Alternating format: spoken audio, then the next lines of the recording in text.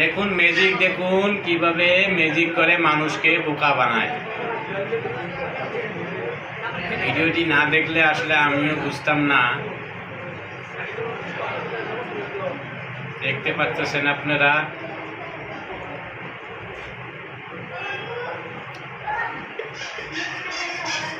বন্ধুরা, ভিডিওটি ভালো লাগে থাকলে শেয়ার করে সবাইকে দেখার সুযোগ করে দিবেন এবং কমেন্ট করে বলে যাবেন ভিডিওটি আপনার কাছে কেমন লাগলো।